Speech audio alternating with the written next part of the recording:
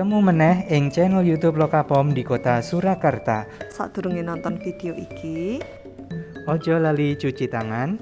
nganggo masker, Jaga jarak.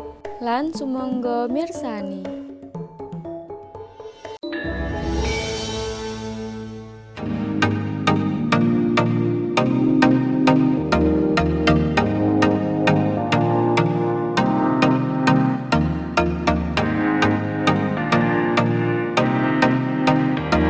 Halo sahabat Bepom, siapa sih yang tidak tahu obat tradisional atau jamu? Warisan budaya kesehatan asli Indonesia ini sudah ratusan tahun gemar dikonsumsi masyarakat. Banyak pertanyaan seputar regulasi obat tradisional. Apa saja pertanyaan dan bagaimana penjelasannya? Yuk simak ulasan berikut.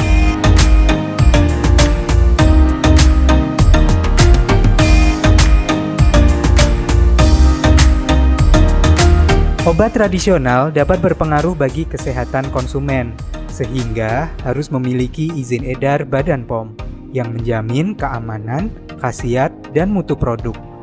Kewajiban izin edar tersebut dikecualikan untuk obat tradisional yang dibuat oleh usaha jamu racikan dan jamu gendong, simplisia dan sediaan galenik untuk keperluan industri dan layanan pengobatan tradisional, obat tradisional yang digunakan untuk penelitian, sampel registrasi, dan pameran dalam jumlah terbatas dan tidak diperjualbelikan.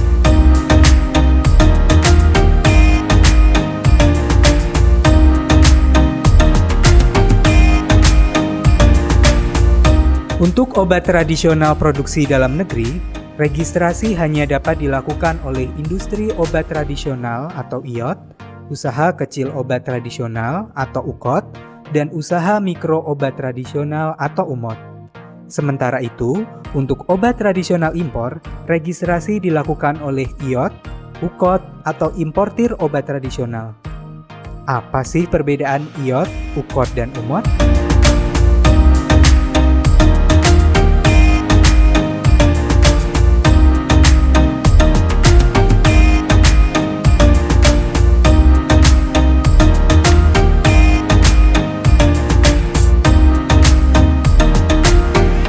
Pertama, perizinan di OSS atau Online Single Submission. Login melalui oss.go.id, input data dan unggah dokumen, pastikan KBLI sesuai ketentuan berikut.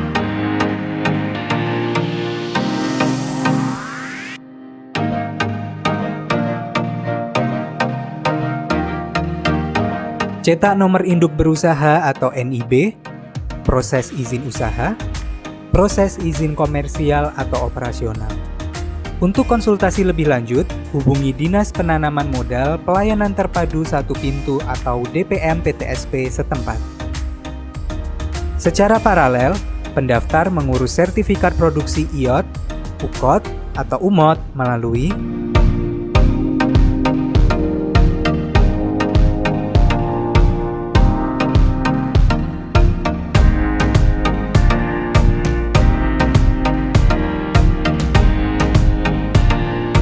sertifikasi cara pembuatan obat tradisional yang baik atau CPOTB.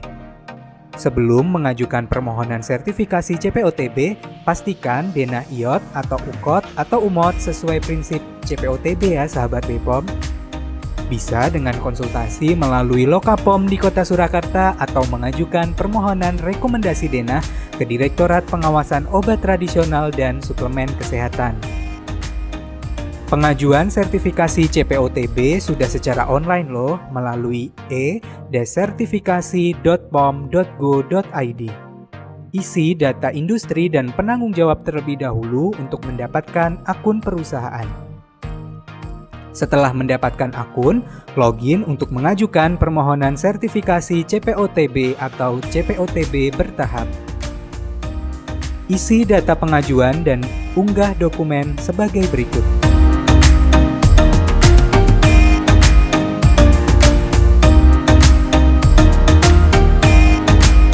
Jika dokumen sudah dinyatakan lengkap, Badan POM akan melakukan pemeriksaan sarana dan jika sudah memenuhi aspek CPOTB akan diterbitkan sertifikat CPOTB atau CPOTB bertahap.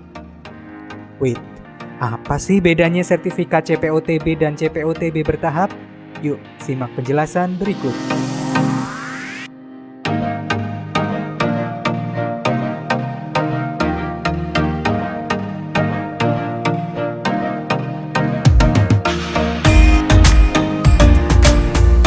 CPOTB terdiri dari 11 aspek, dan untuk UKOT atau UMOT yang menerapkan CPOTB secara bertahap, maka aspek yang harus diterapkan tiap tahapnya adalah sebagai berikut.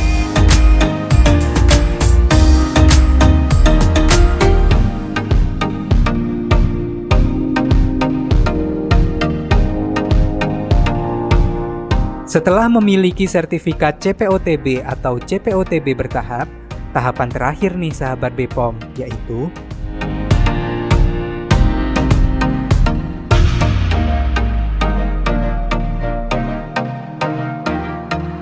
registrasi juga dilakukan secara online melalui asrot.pom.go.id/asrot. Tahapannya sebagai berikut.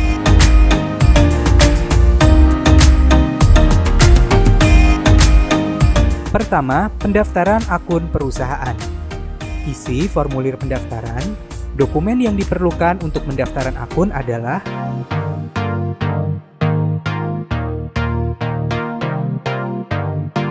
notifikasi dengan mengirimkan dokumen hardcopy ke loket registrasi obat tradisional Gedung B Lantai 2 Badan POM. Selama pandemi COVID-19, penyerahan dokumen hardcopy dikirimkan melalui email akun_otsk@yahoo.com. Verifikasi data oleh Badan POM dan dapatkan user ID dan password via email. 2. Registrasi produk. Isi registrasi produk baru meliputi data produk, komposisi, klaim produk, unggah dokumen praregistrasi. Untuk produk obat tradisional low risk, tidak diperlukan tahapan praregistrasi.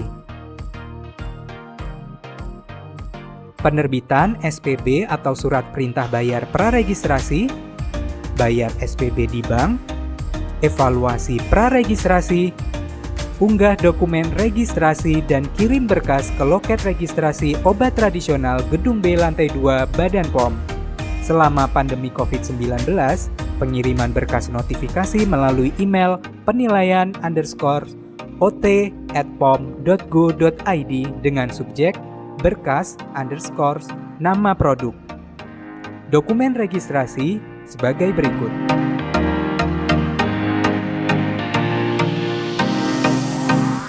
Penerbitan SPB registrasi, bayar SPB di bank, evaluasi registrasi, dan penerbitan izin edar dengan tanda tangan elektronik, 2D barcode, dan persetujuan desain kemasan secara online. Izin edar berlaku 5 tahun.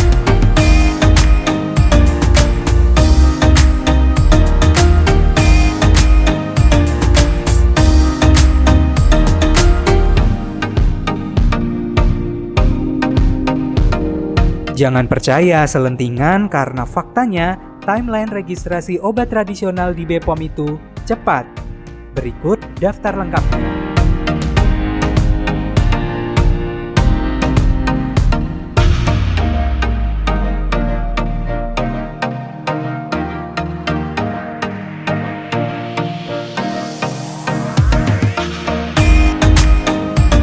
Kalau biaya, tenang. Tarif registrasi obat tradisional diatur di PP nomor 32 tahun 2017. Kabar gembira untuk UMKM karena ada keringanan biaya registrasi sebesar 50% loh. Gimana sahabat BPOM? Mudah dan murah kan pendaftaran obat tradisional di Badan POM? Yuk daftarkan produkmu sekarang. Nggak perlu pakai calo ya. Jika mau konsultasi, bisa banget. Hubungi Lokapom di kota Surakarta.